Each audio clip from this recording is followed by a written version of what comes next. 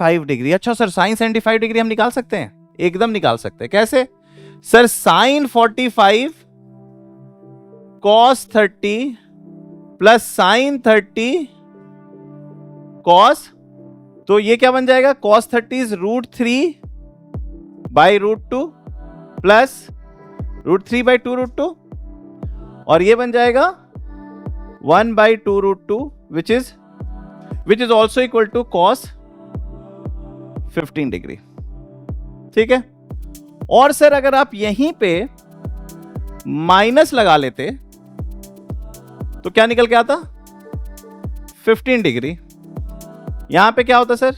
Minus आ जाता। यहां पे क्या आ जाता? माइनस। यहां पे क्या आ जाता? और यहां पे क्या आ जाता?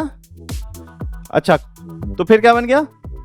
Sign 15 degree is equal to cos 75 degree is equal to